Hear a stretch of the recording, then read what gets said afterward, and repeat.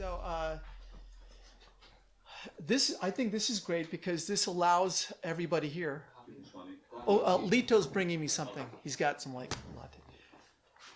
I'd like to get some of your input now. Basically, what you think about all this, because what I think is very valuable, especially in this setting, is we're all spiritual seekers. We're all trying, striving in this life, and so we can use the wisdom that each of us have learned to help each other grow. This is not something where spiritual life is about a competition, that where I'm better than you and I've got this story which is better than everybody's story. Here, everybody's meant to get to the finish line, and we're all meant to help each other. In fact, the more you help the person, the more you're growing in that sense. Swami, I have a question. Yes. Everybody defines the relationship with the divine in their own way, in their own terms. My general question is, are there right ways and there are wrong ways? I mean, how do you distinguish? In terms of how you define the divine? Yeah, I mean, in defining, in your relationship with the divine, Yeah. we all have our own methods. Right. So I'm saying, are there any right methods and are there any wrong methods? So, when I was in a Hinduism class, the professor, one of the first things the professor said is that there are 333 million gods. And I was like thinking, why are there 333 million gods? And then I asked the Swami, and the Swami said that's because that was the population of India at that time. So I think the idea is that, and what Ramakrishna has shown us again and again, is that Jotoma Totopat, there's so many ways to approach that divine. And each of us actually has our own unique way of approaching that divine. So let's take an example. But are they all right? So are they all right? Means the question you're asking now is, a path, is it taking me to God or is it taking me away from God? Is it the path of vidya towards knowledge where I feel more freedom and I feel more unattached and I feel myself growing, or is it the path of avidya where I'm being taken more towards my selfish center, more toward my tamasic self? This is what you're asking here. And so, again, what the Swami was telling me, that each one of us, first of all, has their own unique approach and understanding of the divine. And so, what is that based on? It's based on the Indian concept of your own swabhava. What is swabhava? Swa means your, bhava means your own unique disposition, your own personality. So depending on your own disposition of who you are, your own tendencies, that will determine your path, your swa dharma, your inner propensity towards truth, your path to truth. I mean, I really like your criterion. Is it taking me close or is it taking me away? Yes, exactly. So again, using that map that we created, tamasic, rajasic, sattvic, where you feel the victim, you're the manifester, or you're the channel, the instrument of God. Am I being more taken to my divine center, or am I being taken away from my divine center? So in every experience, is this giving me a clarity? Again, remember we talked about your mind is like the light is within you, and your mind is covering it. So in anything I do, am I creating more covering, more darkness, more ignorance? Or whatever I'm doing, is it cleansing it, purifying it, so more light is coming out? And I have a clear path to see, a clear direction to go. And then, as you do that, then, do I feel also, not only am I pushing myself to do it, but then do I also start to feel a pull? Something is pulling me in that direction. They say once you can start to remove, a little bit purify it, cleanse yourself a little bit, then you start to become, the magnet starts to attract you, the divine the divine gravitational pull starts to attract you. And what do you think happens sometimes? What happens when a meteorite gets into the atmosphere of Earth? What happens when it's being pulled by the atmosphere? It burns. So sometimes as we go more towards the spiritual, there's a burning effect called tapas. Tapas means heat, austerity. So sometimes one person asked Swami Swahananda, who's the Swami before Swami Sarvadevananda in Hollywood, Swami, how come it is that now that I feel like after spiritual life, I feel like there's more pain and suffering that I'm experiencing? And the Swami said, it's interesting, whereas my normal friends who are just engaging in the world, they seem to be very happy. They have that cloud of covering there. And so for them, happiness means the world. Okay? And as long as you're getting that sense of enjoyment, fine. When the cloud of covering starts to be removed, you start to feel more like you begin to be more sensitive. You start to pick up more things on the surroundings. You start to feel more how the environment affects you, how being in the company of other people affect you, how the pain and sufferings of those around you affect you. So it's not necessarily that you start to experience joy all of a sudden, but there may be pain also in the same, when the divine's pulling you in, God wants to bring you in. No more. I don't want any more lives for you. I want to bring you in this life. So you have to burn away as much karma as possible in this life. And that may require some pain and suffering that we have to go through in order to what? That heat cleanses us. It purifies us. It burns away all those impurities so that our container can be transparent and we can feel the light from within. We can experience God within us. That is actually, once in a while, Bhajananda, that's something we should all achieve, is the experience of God within us. The presence and experience of the sense that there's a sense of peace, a space of peace, a space of quietude, a space of joy, that when you get into that space, you feel a fullness. And in that fullness, you don't have any desires. You don't need the feeling to find out what's happening in politics, what's happening to my neighbors.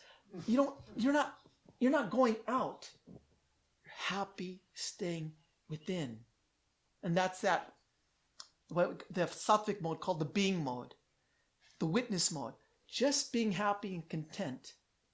There's one Swami, again, Swami Swahananda, when he used to sit around, I used to be his attendant, and when I used to watch him, there'd be a group of people, and everybody would be talking in his room, and he's just sitting there, sort of like Shiva, just sitting, just watching, observing.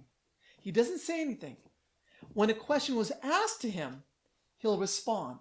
Otherwise, he just sits, and it's not like he's not unaware, like a person who you're in a tamasic state, and you're obscure, and you're not aware of anything. He's aware of everything. But he chooses not to do anything, interact, unless it's called for. So you just see him. He's just watching, like children. Everybody's playing in their own little ways. And then one time, even if you ask him a question, I'll tell you, sometimes, is this right, Swami? And they'll give their point of reference, their point of view. They'll say, yes, you're right. Another person will say, well, I thought this was right. He'll say, yes, you're right. But I thought, but how can they all be right? Yes, you're right. When you're in that divine center, when you are the center, you see things. Every approach is correct from their point of view. Everything has a truth element in it. And they're right from their own perspective. You know, it may not be the complete truth, but it's still, there's an element of truth that is there, that he sees. So what the calling is then, it's for you to recognize what is your truth, and for you to recognize where is the distortion of truth.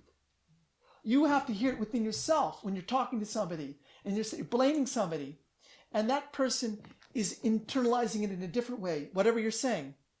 There's an element of truth in what you're saying, and then there's maybe a distortion of truth that you're not hearing. I remember that joke by Swami Harinamananda. The central character was a Sufi philosopher, right? Yeah. There were two lawyers, and they said, how can both be right? He said, yeah, you're right. I see. I'm telling you a story that I witnessed. I remember that joke. Yeah, in there. So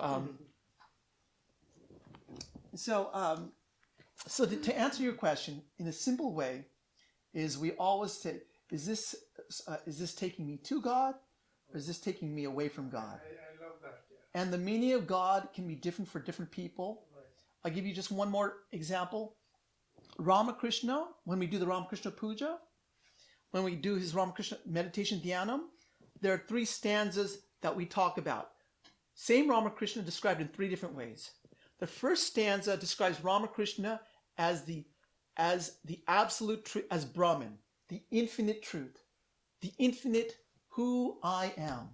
It is me without any limitations. It is me, as they say, as Satchitananda. That's the way they describe Ramakrishna. That is you in your complete essence.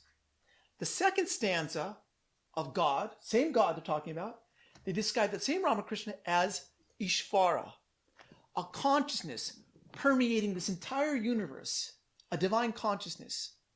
There's a divine consciousness permeating this divine universe that does what? That responds to us. It responds to our prayers. It responds to our sufferings. That consciousness that responds to us is what we call a personal God. The divine consciousness that we identify with and that we say we are it, that's called the impersonal God. In the third stanza, it describes Ramakrishna as an avatara. God coming into a human form to show us a way how to get back to our divine self. So 3 meanings of God's in this one stanza. So how you look upon God, again, is reflective on how you look upon your own self and what are your needs. I was just surprised by that 3-part typology you just set up, because usually, I think, when people talk about a personal God, they're talking about what you were identifying in your 3rd part, a personal God in the form of a person, like a body, the guy with the beard. And yet, I think you're defining personal God as consciousness or an ability to... So let me ask you this question. So what do we mean by personal God? In the Indian Sanskrit, there's Brahman, impersonal, and the translation for personal is Saguna Brahman. Saguna Brahman means with qualities. Okay? So you just said now that a personal God has to have a form, which means it has to have a rupa, has to have a form. Can a personal God have no form? Yeah, that's exactly what I was getting at. I remember Atmarupananda seemed to at one point talk about that same concept, and I didn't get it. Show of hands. Does a personal God need a form? No. No. Okay, why? I'm going to let you guys answer. Since you know it. Why? So we just said, so let's go to our definitions. When we say impersonal God, we refer to this concept in Sanskrit. It's very precise. Nirguna Brahman. Nirguna, without qualities. Okay? The impersonal, what we call Brahman. Personal God, we're saying is Saguna, with qualities. Now, with the qualities, it can have a form. Can it also not have a form? And what would that mean? Explain, guys. Everybody said yes. Someone. Something imaginary. Is God imaginary? Yeah. I mean, if it's, I'm saying if we don't want to go and really sculpt and actually give it a physical form, we can imagine it. That's, we are all get used to know that, okay, there's something, some God is up there. But in different religions, do we find that there's God, a personal God without form? Oh, yeah. Which religion? Everybody- Islam? What? Well, yes, but yeah, so this is within Hindus, yes. In Christianity, yes.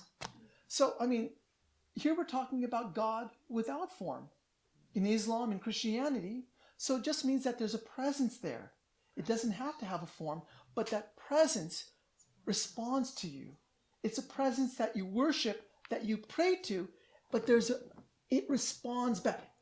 There's a consciousness. It's conscious of myself. I think that's a more useful way to think of it, but I do think that in common parlance, Yeah. when people are talking about how different religious people think of God, I think the standard usage is Sure. if someone says a personal God, what they mean is their conception of God is a person. It's Jesus Christ Right. or someone like There's a that. personhood. And I think There's a personality behind that consciousness. yeah, I think this is a more sophisticated approach. But That's true. Yeah, I'm just giving you in the Vedantic approach. So, within the personal God, it can have form, and it also doesn't have to have form. That's all. So a personal God, if it has a form, then you are limiting it to that form. But God has no limits, and God has no beginning, no ending. That means there's no shape or form. Right. Okay, like illumination, light, Right. energy. Right. No beginning, no ending, no change in between, Right. and no shape, no form. That fits the definition of God. Right. Okay. Same thing with air, water, Right. material. Right. These are Panchabhuta, Right. all the Panchabhuta. There are no shapes, right? But here we're saying again a personal God. So and a personal God with form. You're saying that a personal God with form is not really God? Is that what you're saying then? No, I'm not saying. Okay. But personal God doesn't have to have a form. Correct. That's all. Right. So, but you're form limits it. form limits it. Yes. So why does God take a form? Is maybe I think the question. Make our life easier. Right. Right. So personal God always means a relationship. Okay? Impersonal God means identity. You don't have a relationship with Brahman. You are that. There's an identity. You aham brahmasmi tattvamasi. You are that. Okay? You don't pray to the impersonal God. You are that. You dissolve yourself into that which you are. And that's what's separating you is, say, the ego or the mind, whatever you want to call it. You remove the sense of separation, you are that infinite. Why personal God? So personal God, so for those that are devotionally oriented, for those that are bhakta, they have their feelings, the sense of love. Okay? They want to relate to God through their devotion, through their love. Okay? And the personal God comes into a form which they can relate to. So for example, if I'm a person who I'm very expressive, I love to dance, I love to sing, I love to chant, God may come down to me in the form of Krishna, who ascribes those qualities. They're qualities that are inherent within me, but to a small degree. I want to bring out those qualities within me. And Krishna can help me bring out infinite love, infinite joy. And so what does love do? The closer and closer I get to that divine, then the more I merge into that divine. So in one sense, the personal God can take you into the infinite. One way of looking at the personal God, it can be a window. On one side of the window, you have this world. On the other side, you have the infinite. But getting closer to the window, you stop seeing your own reflection. And as you get closer, you start seeing what is out there. So that's one way a personal God can be, but it's a relationship. Another way is that God does exist take up as a personal form. In the Gospel of Ramakrishna, it said there are places where the ice does not melt in the ocean of infinitude. Okay, and so that ice, that form takes its place.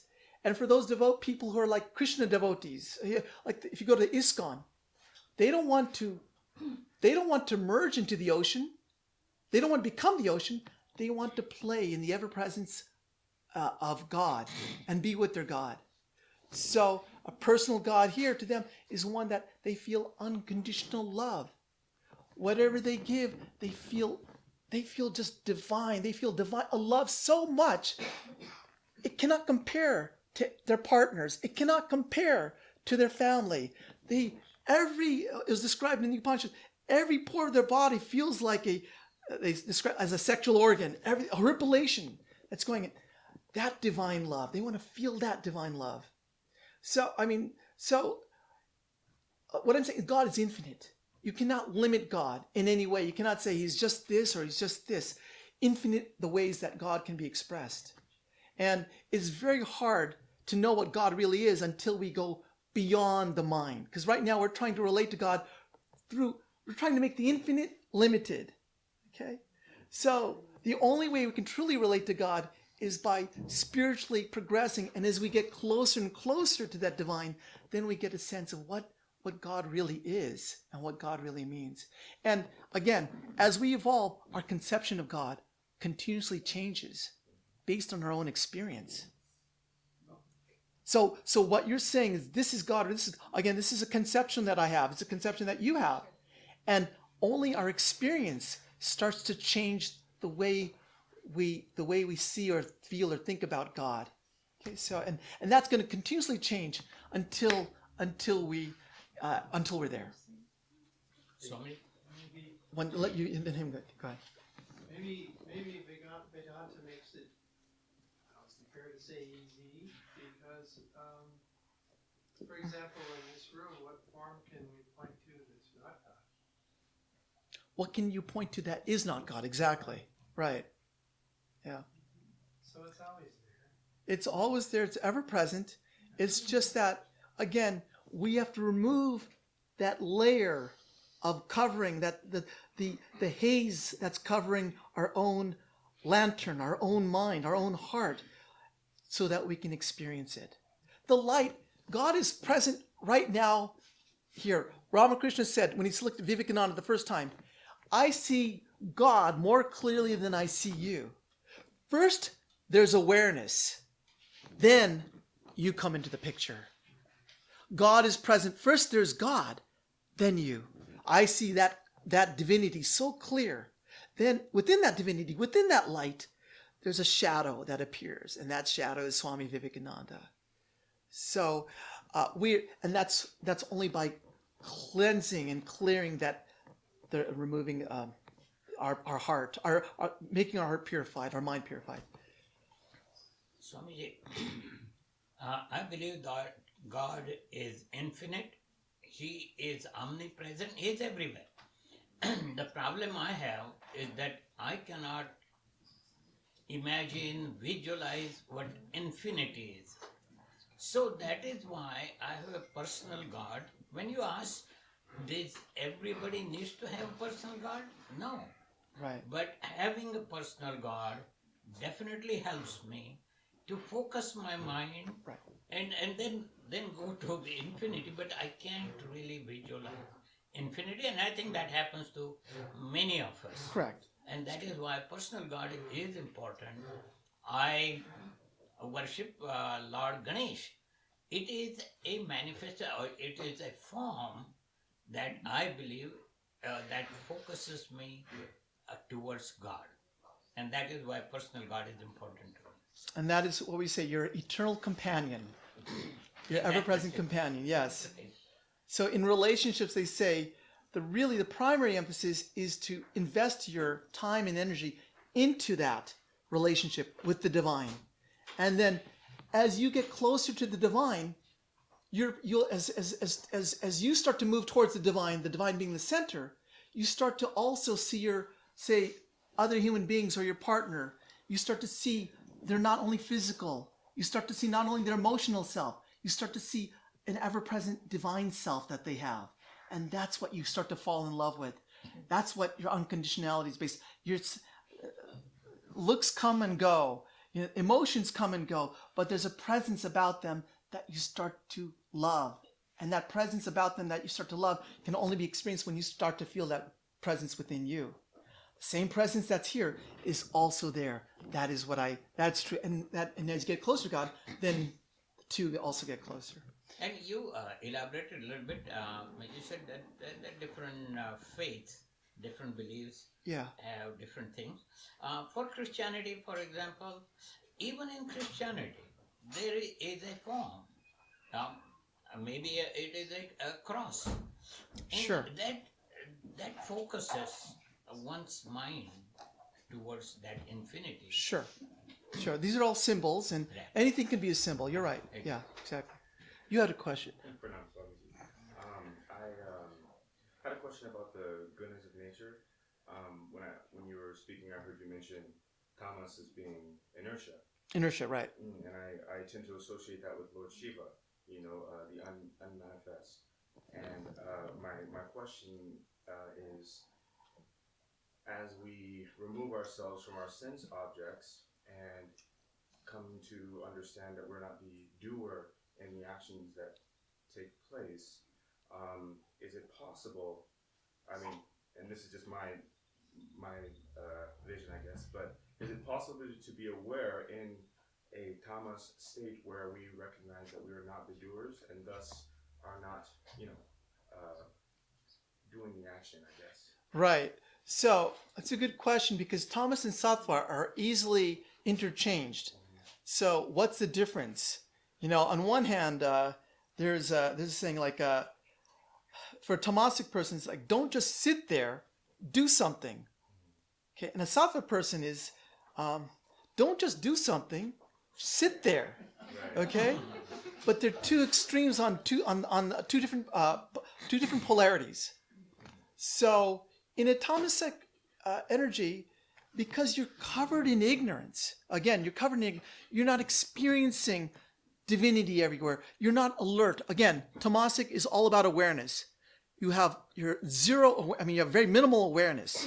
Okay, a sattvic person is completely aware. So even though they're sitting, they're completely aware of what's going on inside. They're completely aware of what's going on outside. They recognize with clarity what's going on inside their mind, and how, with clarity, how to manifest more and more the divine presence. But they're sitting there, there's a lot of action going on. They're constantly aware of the action that's going on in that stillness. Whereas a tamasic person is not seeing all that action going on. They're not the witness. They're really just asleep. But is that quest for that action in the body that's happening, is that a desire to be with the divine or to be of the divine, or where is that energy coming from? Well, you mean... so as a sattvic person, if I'm sitting... Right. And, so that's coming from your divine center. That's coming from God. The quest to remove any last layers of ignorance and to be yoga, to be in union with your true divine self. That pull is coming from the divine. It's pulling us in. Again, that gravitational pull is, we've had enough of the world. We've had enough of activity. Now we want to sit in the stillness and we want to recognize who we truly are. We want to feel purna. We want to feel complete. And that completeness only comes when you are at your divine center. Is that desire to be Brahman, or is yes, yeah, that desire to know yourself, to be Brahman, to be one with Brahman, that's a sattvic desire. Okay. Yes. So my question lies with, if that desire is removed and we recognize that we are Brahman, therefore there's no more desire. Correct. We become in a state of inertia, whereby. But inertia means no movement. You're right. But you become in a state of ever-present awareness. Okay. But inertia, it means that you're saying what, but actually within that, you're witnessing everything. Okay. And to be one with Brahman, when you're full, where is there movement? It's completely the ocean. Any movement is a manifestation, you recognize, of the movement of Brahman, of the movement of Shakti. You recognize every movement is a movement of God. When you're at the divine center, you're an expression of the divine. All of these people are expressions of the divine. The plants are expressions of the divine. When you're at that fullness, when you're centered there, you recognize everything as that divine. So yeah. So anyways. And you had a question back there? I did. Yeah. These three perspectives of God, the impersonal, Yes. personal, and then the avatar. Yeah. Is the avatar a manifestation of the personal God or the impersonal? Yeah, it's a good question. I've never been asked that before. An avatar is a manifestation.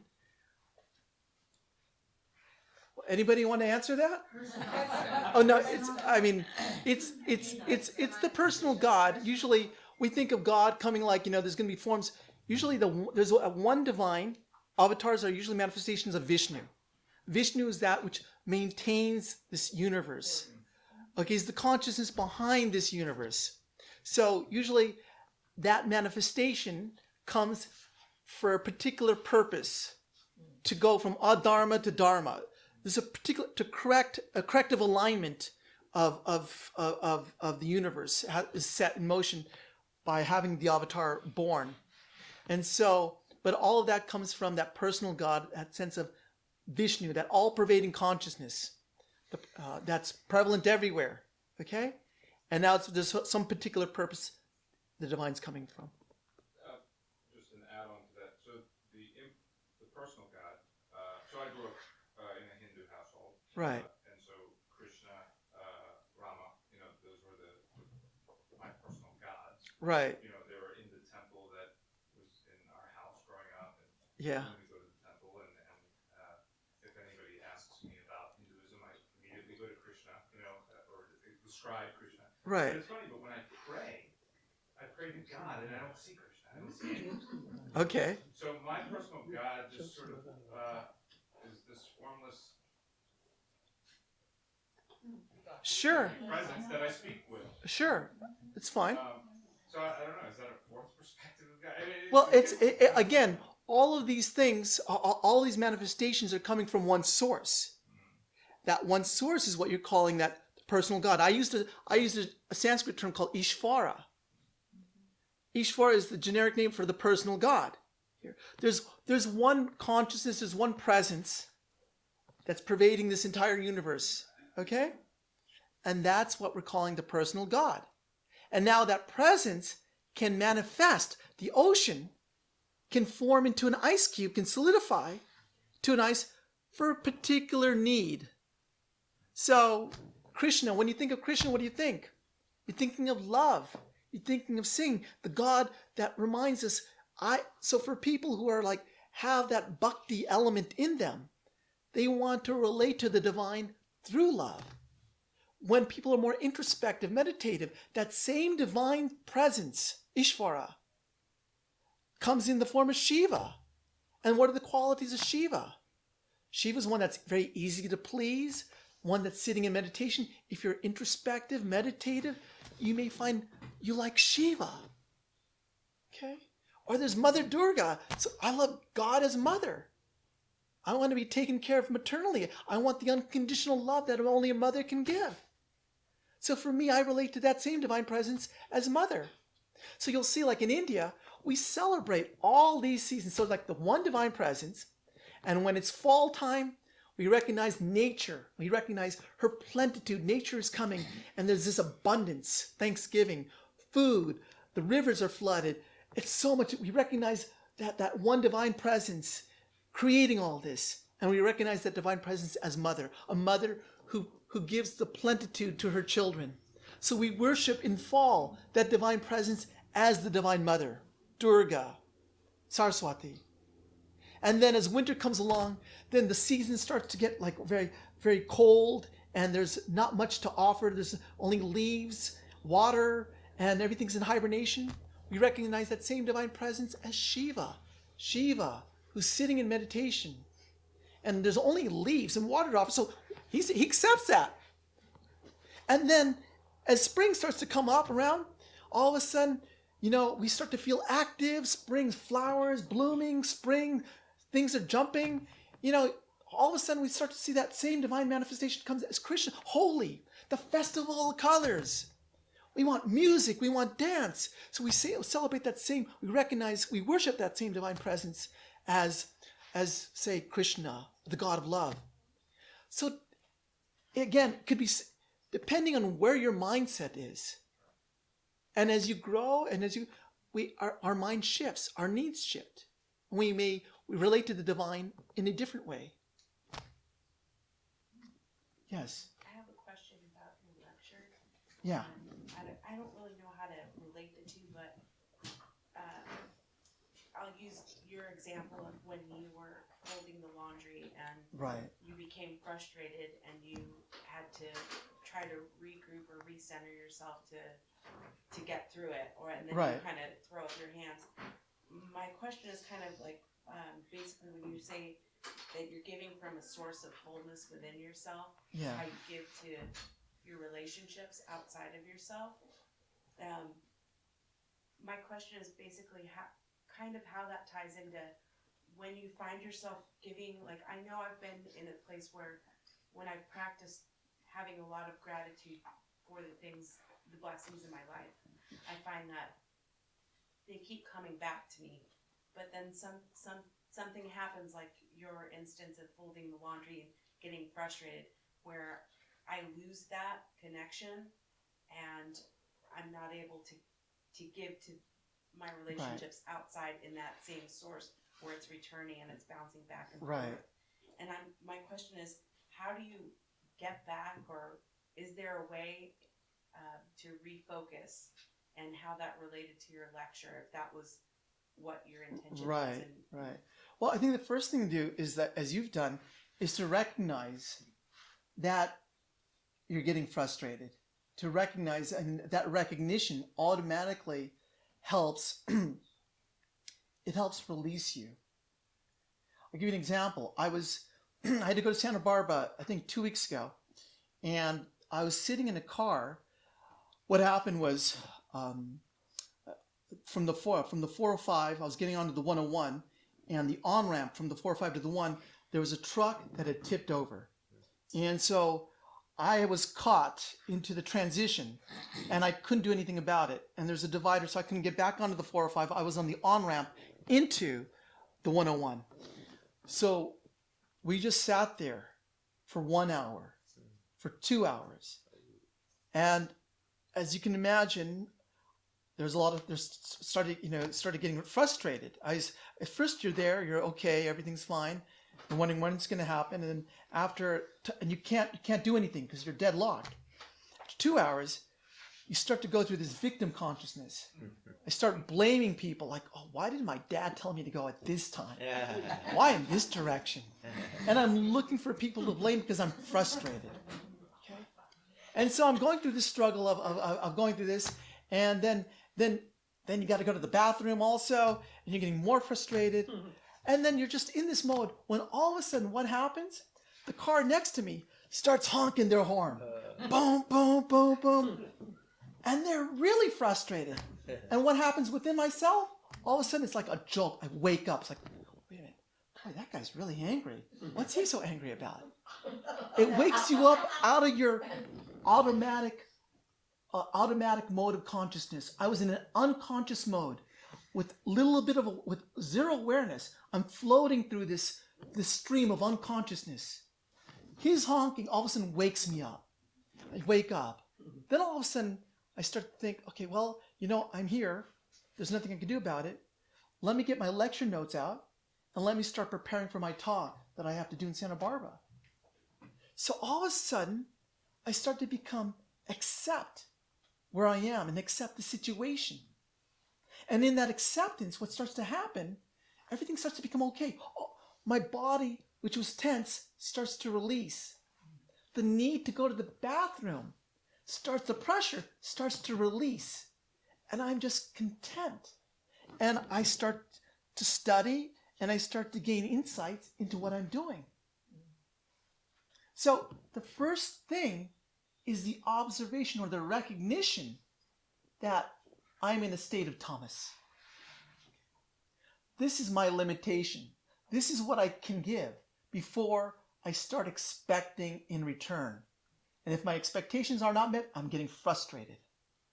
Let me recognize where my boundaries are.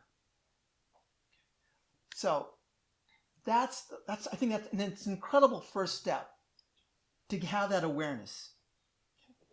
Then, how can I push those boundaries? How can I get back into the center where I'm focused and I can give? And, that really, when we look at the tamas, rajas, sattva, think of it as gears. There's first gear, second gear, third gear. When you're in first gear, you're not going to drive 60 miles an hour. You have to shift into gear. So you need a set of exercises or a set of things that can help get you back into that state of sense of giving, in that state of centeredness. So it's not going to be immediately like, okay, I'm just going to go sit and meditate. Because with your frustrated and tamasic mind with limited awareness, what's going to happen if you go sit and meditate? You're either going to brood about all the frustrations that are there in your mind, or you're going to go to sleep. So you need to shift into second gear. And what is second gear? Well, as we talked about in our lecture, second gear may mean to get active, start doing something. And it may be, maybe I have to do something for myself. I've got to invest in myself. I've got to do something for myself to start to feel good again, okay? But that's going to help increase my awareness. So maybe something that will help me grow in whatever capacity to grow. Go out in nature.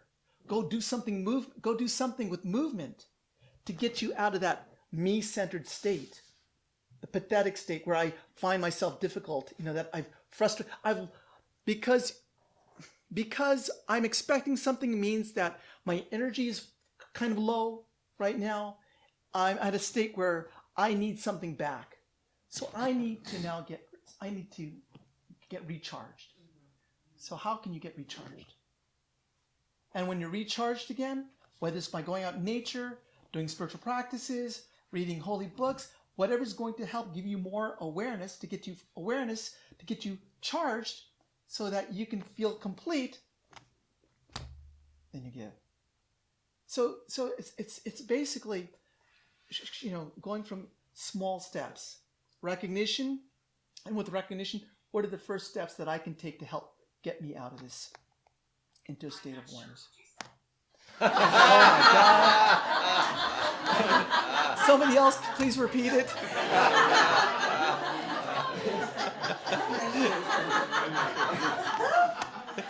It's really interesting now. You got to think, computers, machines are getting awareness now.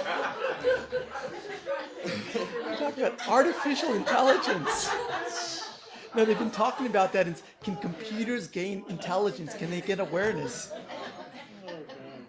That's a property of sattva now. Sattva is the ability to reflect on yourself.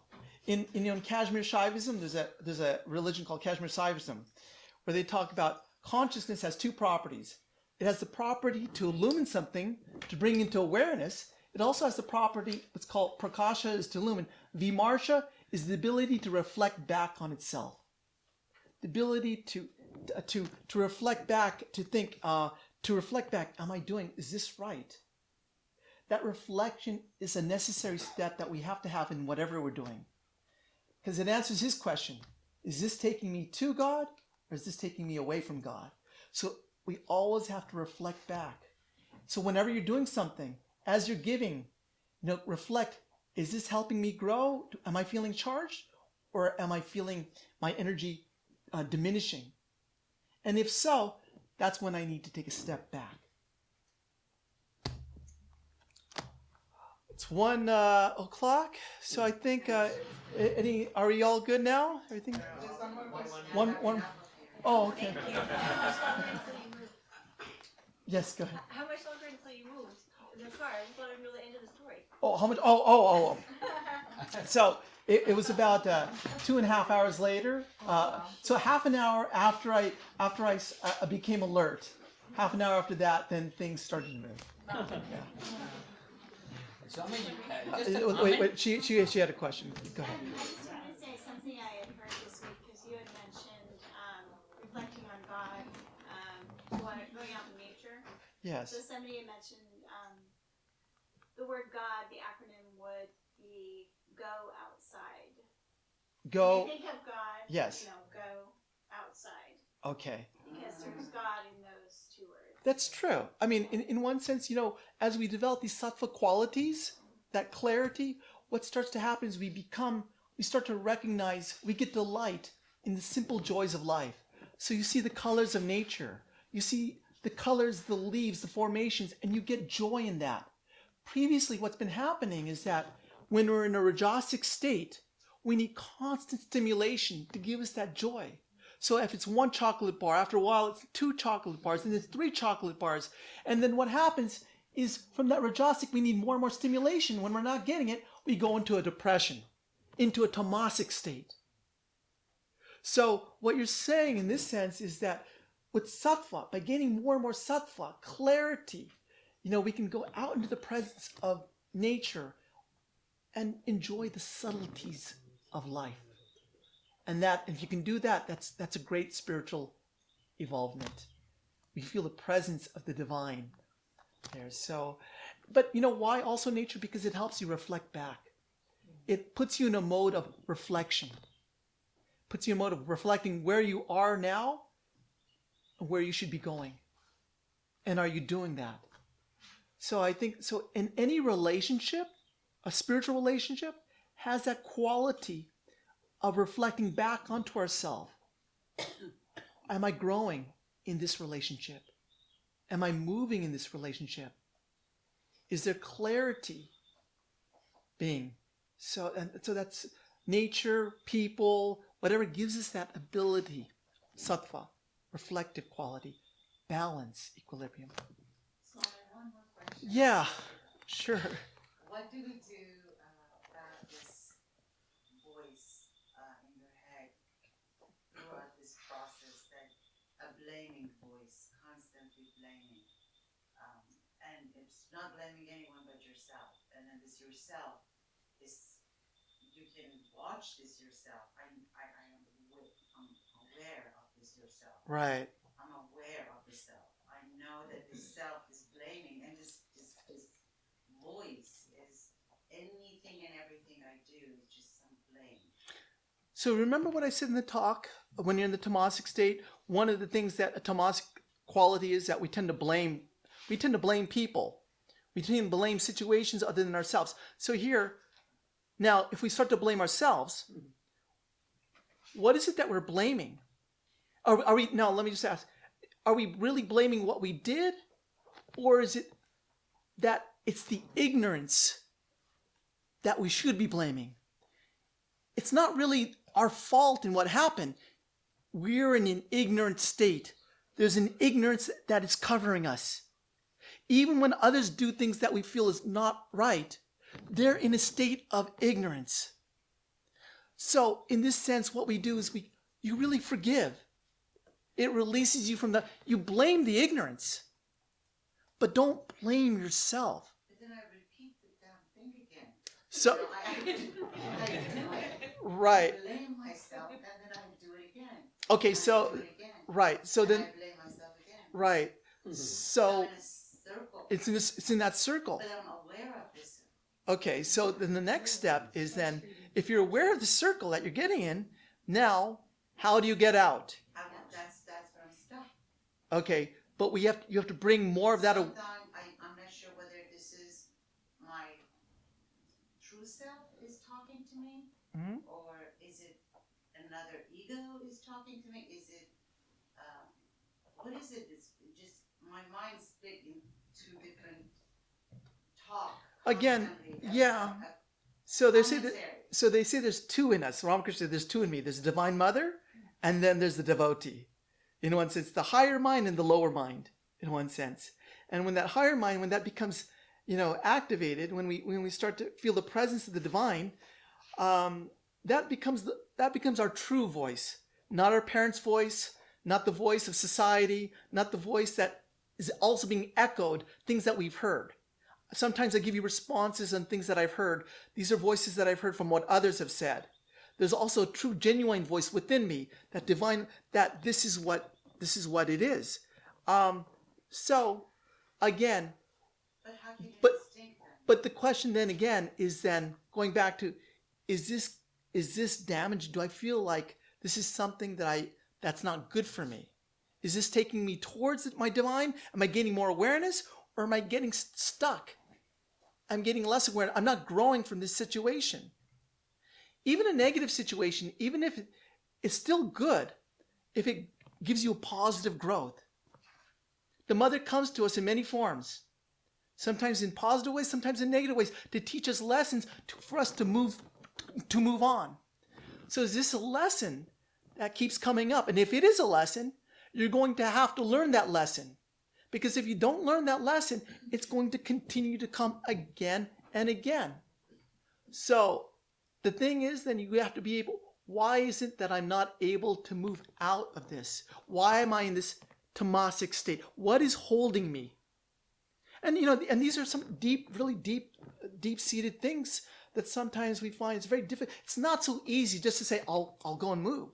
Sometimes there's cultural influences, there's parental influences that are very strong, that we may not even be aware of. But I think the thing is to pray to a divine, to get help from a divine. And then, and if that divine manifests through certain people or resources, use those aids. But go to that divine source in a very genuine state and present that genuine problem to the divine. And then see what happens. But you have to constantly be searching. Again, when there's come, Mother, I offer this to you. This has come again. Not I, but thou. Let this be an offering to you. And the more you offer, the more that divine presence, then she works. She does her magic. There is a power called grace. And in that power, she can cut anything after she's felt that you've learned your experience. Or by her grace, she can say enough. So go to that divine source. Give it everything you have, with all your emotions, with all your power. Pour everything into it. Because if she really feels you're done with that lesson, with the play, enough, you're over. You're free. Okay? Oh, thank you, everyone. Thank you.